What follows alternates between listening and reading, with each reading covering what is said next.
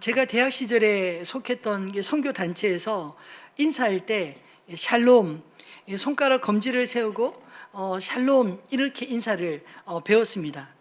새내기 때는 왜 이렇게 인사하는지 잘 몰랐지만 그래도 신선하고 참 좋았습니다. 누구도 그 의미를 알려주지 않았지만 나름대로 제가 의미를 부여한 것은 우리는 예수 그리스도 안에서 하나입니다. 그리고 예수님의 평강이 당신과 함께하기를 원합니다. 이런 의미로 샬롬 그렇게 나름 정리해서 인사를 했습니다. 우리가 하는 인사에는 그 시대의 사회상이 반영되어 있지 않나요? 우리가 많이 사용하는 안녕하십니까, 안녕하세요 라는 인사는 사실 안녕할 때보다 안녕하지 못할 때가 훨씬 많았던 우리 민족의 역사적 아픔이 묻어나는 인사 말 아닌가요? 또 굶는 날이 밥 먹는 날보다 많았던 때는 식사하셨습니까? 아침에 만나도 식사하셨습니까? 점심에 만나도 식사하셨습니까? 이렇게 밥 먹는 것을 물어보는 때가 있었습니다. 요즘 우리가 살아가는 이 순간에도 우리는 여전히 샬롬, 평안하십니까? 묻지 않을 수 없습니다. 코로나가 장기화되면서 끝없이 영업 손실을 강요받는 이 자영업자들의 줄도산으로 평강을 잃은 우리 이웃들이 많아져서 이 자영업 하시는 분들을 뵈면 그분들께 평강하십니까? 묻지 않을 수 없습니다. 또 부동산 폭등으로 이사를 가야 하는데 돈을 마련하기도 어렵고 어렵사이 돈을 구해 이사를 해도 또 2년 뒤를 또다시 걱정해야 하는 악순환이다. 내 집 마련의 꿈이 점점 멀어져만 보이는 이때 평강을 잃어버린 무주택자들의 서름, 남의 이야기가요? 한참 꿈에 부풀어 사회의 첫 걸음을 내딛어야 할 우리 20대, 30대 청년들의 구직난으로 불거진 불안한 미래가 각 가정마다 평강을 빼앗고 있지는 않습니까? 누군가에게는 지금의 한국이 천국일지 모르지만 또 누군가에게는 이곳이 점점 지옥이 되어가는 이 부익부 빈익빈의 구조가 가속화되어지는 것 같아 참으로 마음이 아픕니다. 70년 동안 끝나지 않은 전쟁, 우리나라는 여전히 휴전 국가입니다. 최근 아프가니스탄의 탈레반 함락을 지켜보면서 20년의 자유를 하루아침에 잃어버리고 패닉 상태에서 조국을 탈출하려고 생명 거는 아프가니스탄인들을 보면서 지금 우리가 누리는 자유가 얼마나 소중한지 다시 한번 기억하게 됩니다. 스스로를 지킬 의지가 없는 나라에 도움을 주는 곳은 세상 그 어디에도 없다는 냉엄한 국제사회 질서를 요즘 우리가 보고 있지 않나요? 2000년 전 제자들이 겪었던 공포는 아마 지금 아프간인들이 겪고 있는 두려움만큼이나 훨씬 크고 직접적인 위험이 아니었을까요? 살아가는 주님이 십자가에 처형당하는 모습을 제자들은 똑똑히 보았습니다. 제자들 역시 생명의 위협을 느꼈기에 그들은 스스로 숨어있는 곳에 문을 꽂고 걸어 잠그고 있었습니다. 부활하신 예수님을 만났다는 마리아의 증언조차 믿을 수 없을 만큼 그들의 공포심은 실제였습니다. 그렇게 스스로 갇혀있던 제자들에게 부활하신 예수님이 친히 찾아오십니다. 한 번도 아니고 두 번씩이나 외부로부터 스스로 보호하기 위해 굳게 닫힌 그 문으로 들어오십니다. 그렇게 부활하신 주님이 제자들에게 찾아오신 이유는 무엇일까요? 자신이 십자가 위에서 죽어갈 때 너희는 도대체 어디 있었느냐? 꾸짖기 위해 오셨을까요? 아닙니다. 오히려 두려움과 죄책감에 사로잡혀 있던 제자들 한 명 한 명 주님 일으키시기 위해 오지 않았습니까? 저는 말씀을 묵상하면서 예수님의 부활하신 그 목적이 오늘 본문 속에 분명하게 드러나 있음을 보게 되었습니다. 비록 2000년이 지난 예수님의 부활 소식이지만 오늘도 여전히 부활하신 주님이 우리의 닫힌 인생으로 들어오신다는 이 사실을 말씀을 통하여 깨닫는 은혜가 저 여러분 안에 있기를 소망합니다. 부활하신 주님이 우리에게 진심으로 주시기 위한 두 가지 선물을 오늘을 살아가는 저와 여러분 모두가 진심으로 받아 누리기를 간절히 소망합니다. 그 첫 번째는 예수님이 부활하신 것이 평강 없는 우리 인생에 평강을 주시기 위함이라는 것입니다. 주님은 부활하시자마자 제자들에게 찾아오셔서 맨 먼저 하신 말씀이 너에게 평강이 있을지어다. 샬롬을 선포하셨습니다. 그것도 3번씩이나 반복적으로 말씀하고 있는 것은 그저 뜻없이 제자들 만난 것이 너무나 반가워서 샬롬, 샬롬, 샬롬 이렇게 인사한 것이 아닙니다. 너에게 평강이 있을지어다 라는 말씀은 제자들에게 부활하신 주님께서 가장 먼저 하고 싶은 말씀이었고 또한 제자들이 그 당시에 가장 필요한 말씀 아니었을까요? 3번씩이나 언급하신 이 말씀들을 묵상하다 보니 똑같은 표현, 똑같은 인사지만 조금씩 다른 뉘앙스를 느낄 수 있었습니다. 십자가의 처절한 죽음을 목격한 제자들이 멘탈이 붕괴되어 깊은 두려움과 절망에 빠져 자신들의 안전마저 염려하며 생존을 위해 문을 꼭꼭 걸어 잠그고 숨어 지내 있을 때 예수님은 그들을 향해 샬롬 하셨습니다. 이 말씀을 제가 임의로 재해석한다면 이런 뜻 아닐까요? 내가 죽음을 이기고 부활했으니 이제 더 이상 두려워하지 마라. 너희에게 평강이 있을지어다. 그에 반해 두 번째 이어지는 말씀은 제자들이 이미 부활하신 예수님을 확인하고 기뻐하고 있을 때 주님과 여러 대화를 나누고 난 이후에 주님은 그들에게 또다시 너에게 평강이 있을지어다 하셨습니다. 이 말씀은 뒤에 나오는 말씀과 연결해서 해석할 수 있지 않을까요? 담대하라. 아버지께서 나를 보내신 것 같이 나도 너희를 보내노니 너에게 평강이 있을지어다. 죽음도 더 이상 너희를 막지 못하리라. 이런 뜻 아닐까요?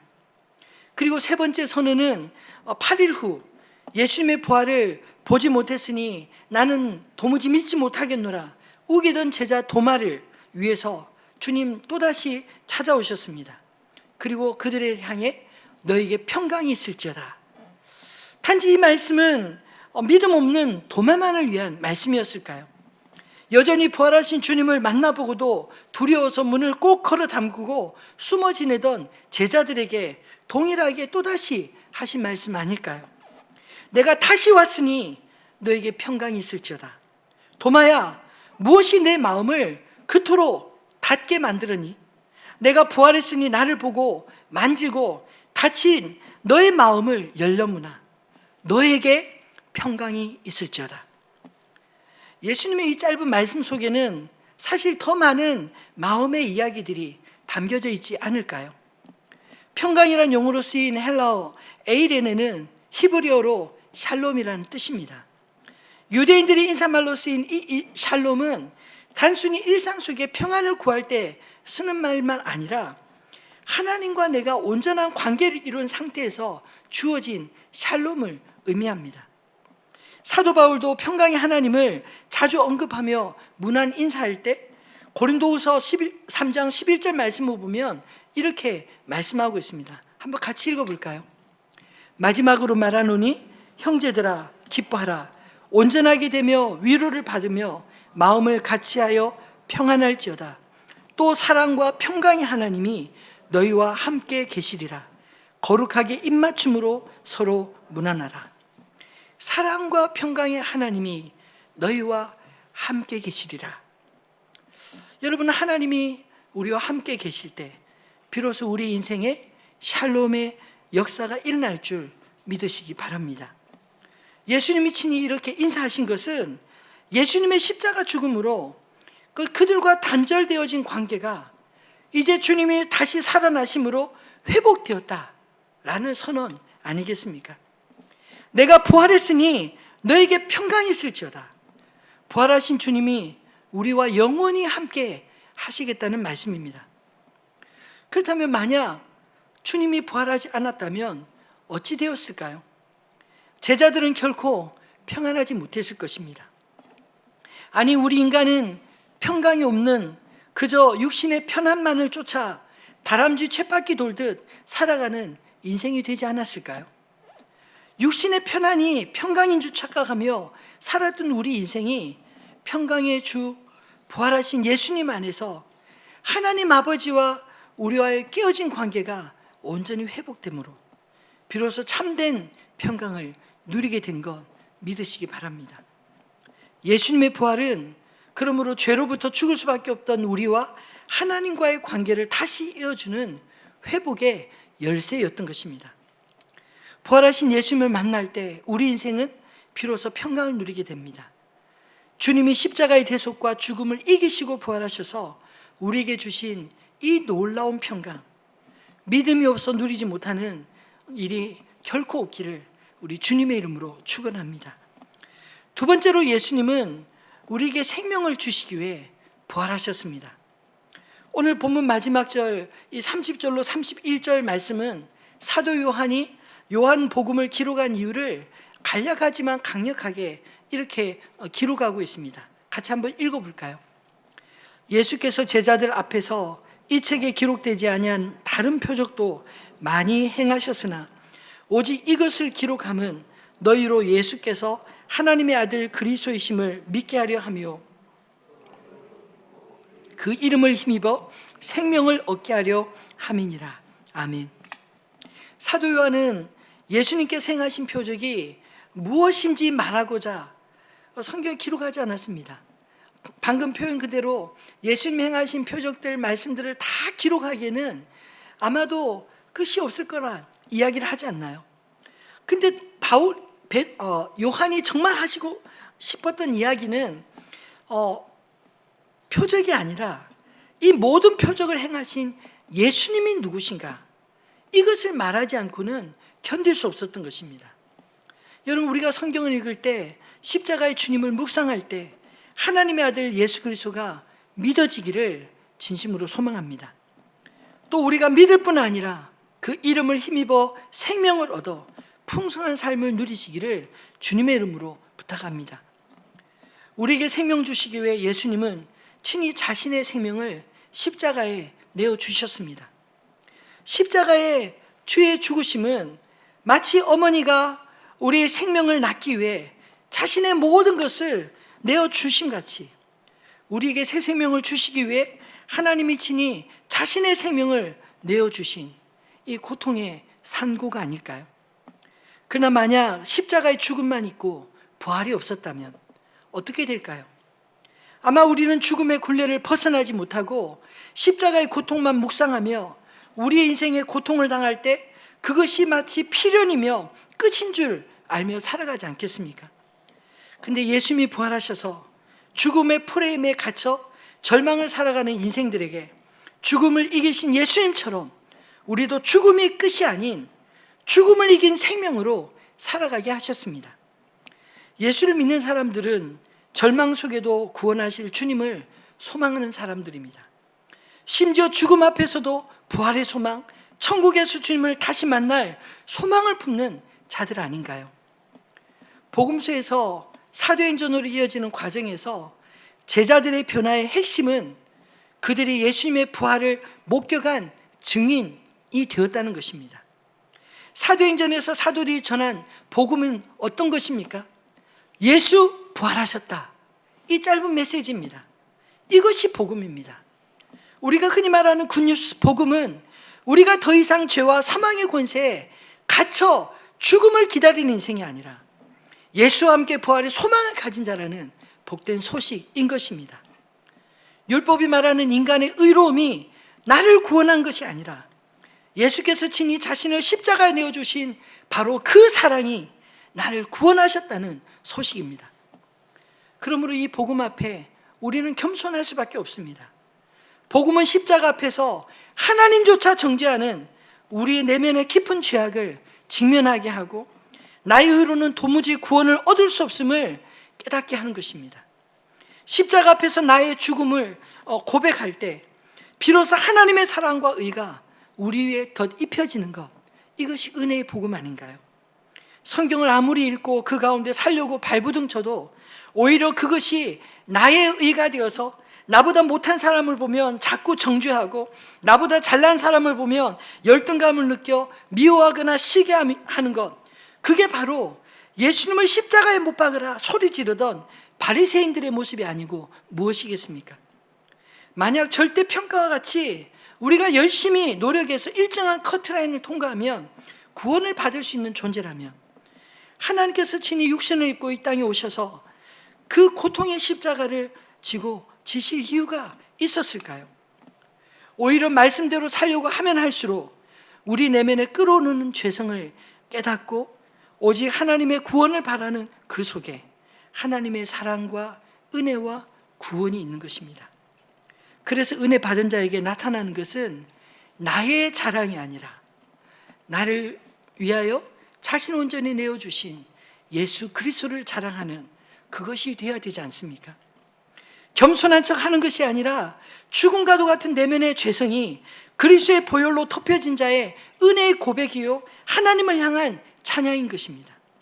이 생명의 비밀, 십자가에서 나를 사랑하사 나를 대신하여 죽음의 원인이 되는 죄를 청산하신 예수 그리스도를 믿고 그 이름을 힘입을 때 비로소 주님이 주신 영생 얻게 되는 줄 믿으시기 바랍니다. 이것을 로마서 4장 25절은 이렇게 정의합니다. 예수는 우리가 범죄한 것 때문에 내줌이 되고 또한 우리를 의롭다 하시기 위하여 살아나셨느니라. 우리가 십자가를 바라볼 때 우리의 범죄한 것을 보게 된다면 우리가 부활하신 주님을 만날 때 우리를 의롭게 하시는 만왕의 왕을 뵙게 되는 영광을 누리는 것임을 믿으시기 바랍니다. 예수님을 나의 왕으로 영접할 때 더 이상 죄가 우리의 왕노를 하지 못할 것입니다. 이것을 로마서 5장 21절은 이렇게 말씀합니다. 이는 죄가 사망 안에서 왕노를 한 것 같이 은혜도 또한 의로 말미암아 왕노를 하여 우리 주 예수 그리스도로 말미암아 영생에 이르게 하려 함이라.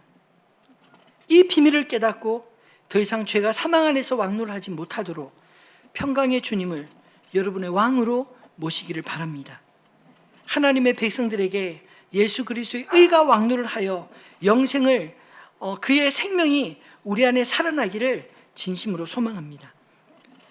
죄로부터 진정한 자유, 이것은 주님이 내 안에 찾아오셔야 가능한 것입니다.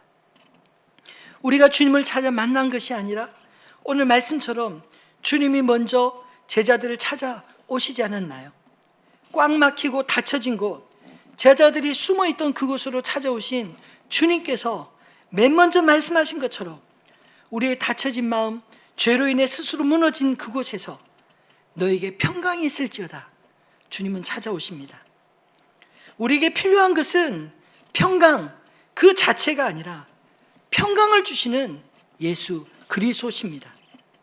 부활하신 예수님을 바라볼 때 우리 안에 죄책감을 씻음받는 은혜를 저와 여러분이 누리게 되기를 소망합니다.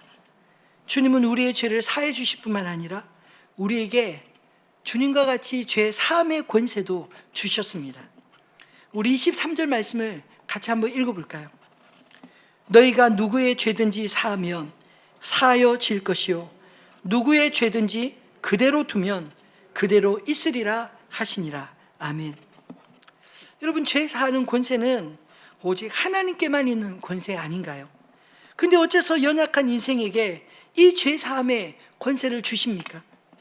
두려움으로부터 평강, 죄 사함으로부터 평강을 회복한 우리가 하나님의 대리자로서 이 땅에 보내심을 받은 자들이기 때문에 우리가 죄 사함 받은 것처럼 우리를 죄 사해 주신 그 주님을 담아 우리도 누군가의 죄를 사해 줄 수 있는 그런 권세를 가진 자가 되었다는 것입니다. 사랑하는 성도 여러분, 만약 우리에게 죄를 사하든지 그냥 두든지 할 자유가 있다면 여러분 어떤 것을 선택하시겠습니까? 누군가를 위해 용서를 택하시겠습니까? 아니면 계속 정죄하시겠습니까? 정죄는 당사자나 상대방이나 결코 평강에 이르지 못합니다. 항상 원망과 시비 가운데 그칠 마음의 고통 속에 있을 것입니다. 예수님은 두려움과 죄책감에 사로잡혀 있는 제자들 결코 정죄하지 않으셨습니다. 주님은 너희에게 평강이 있을지어다. 그들이 가장 미안해하고 죄책감을 가졌던 주님께로부터 용납되는 기쁨과 평강을 주님 친히 주십니다. 예수님이 우리의 1만 달란트 죄를 용서해 주심과 같이 1만 달란트 탕감받은 자의 그런 감격과 은혜로 우리에게 100데나리온 빚진 자, 우리의 이웃들을 향해 용서해 주시는 그 권세 사용하지 않으시겠습니까? 저와 여러분이 그런 죄를 사함의 권세를 사용할 수 있는 주님께로부터 위임받은 보내심을 받은 하나님의 거룩한 백성들 되시기를 주님의 이름으로 축원합니다. 말씀을 맺겠습니다. 우리 인생을 두려움과 죄로 인해 스스로를 갉아먹는 수많은 고통의 문제들, 여러분 어떻게 해결하시겠습니까? 부활하신 주님을 만날 때, 주께서 우리의 인생의 닫힌 문들 속에 친히 들어오실 때 비로소 우리 마음에 진정한 평강이 임하는 줄 믿습니다. 부활하신 주님 앞에 그러므로 열려지지 않을 문은 결코 없는 것입니다. 오늘 본문에 닫힌 문에 의미하는 바가 무엇입니까? 두려움, 불안, 그래서 세상과 담을 쌓고 살아가는 그런 모습들 아닐까요? 예수님은 제자들이 신세 타령만 하며 세상을 탓하며 세상과 담 쌓고 살아가길 원치 않으십니다. 그것은 십자가의 죽음만 알고 예수님이 다시 살아나신 것을 알지 못할 때 제자들의 모습 아닌가요? 예수님은 부활하시자마자 세상이 두려워 세상과 담 쌓고 문 꽁꽁 걸어 잠그고 숨어있는 제자들에게 찾아오신 것입니다. 본문의 제자들이 예수님께 문을 열어주었다는 말은 그 어디에도 없습니다. 오늘 본문 19절 26절을 볼까요? 이날 곧 안식 후 첫날 저녁 때에 제자들 유대인들을 두려워하여 모인 곳에 문들을 닫았더니 예수께서 오사 가운데 서서 이르시되 너에게 평강이 있을지어다. 문을 열어주는 이 없었지만 주님이 그 문 안으로 들어오셨다고 합니다. 26절에도 여드레를 지나 제자들이 다시 집 안에 있을 때 도마도 함께 있고 문들이 닫혔는데 예수께서 오사 가운데 서서 이르시되 너에게 평강이 있을지어다 하시고, 부활하신 주님, 인생의 물리적인 문조차도 부활하신 주님을 결코 막을 수 없었다는 것이죠. 문들은 닫혔지만 부활하신 예수님이 가는데 가로막힌 문은 없었습니다. 두려움에 빠져 스스로 문을 열 힘도 없을 때, 그때도 역시 주님은 우리의 빗장 속으로 들어오실 수 있는 분이심을 믿으시기 바랍니다. 문을 부수시고 들어오신 것이 아니라 우리의 심령으로 부활하신 주님 친히 찾아오십니다. 예수님은 우리의 두려움의 대상으로 오신 것이 아니라 평강의 주님으로 오셨습니다. 손과 옆구리의 못자국과 창자국을 확인한 제자들의 기쁨은 부활하신 예수님을 확인한 기쁨이지 않았을까요? 우리의 두려움이 담대함으로 바뀌는 것은 이처럼 부활하신 주님을 만날 때인 것입니다. 여러분, 기독교는 고난의 종교가 아니라 부활의 종교입니다. 고난은 부활과 영생의 과정일 뿐입니다. 그러므로 부활 없는 고난과 죽음, 헛된 것 아닐까요? 주님은 우리의 고난과 죽음조차 결코 헛되게 하지 않으실 줄 믿습니다. 사실 믿음에는 증거도 필요하지만 무엇보다 더 중요한 것은 믿어지는 마음입니다. 아무리 많은 증거들을 보여주어도 믿지 않으려고 작심하면 결코 믿을 수 없습니다. 예수님께서 당시 유대인들에게 보여주신 기적과 말씀들은 오직 하나님께만 하실 수 있는 것들이었지만 그들이 눈을 감고 귀를 닫아버렸을 때 그들은 결코 예수님을 믿지 못했습니다. 그리고 믿지 않는 자들에게 주님도 더 이상 그들에게 보여주지 않았습니다. 다만 주님이 하신 말씀, 모든 말씀들이 그들 앞에 이루어지는 것을 두렵게 보게 되지 않을까요? 그러나 우리에게 주신 성령님이 우리 안에 거하시면 주님과 그의 말씀이 믿어지는 것입니다.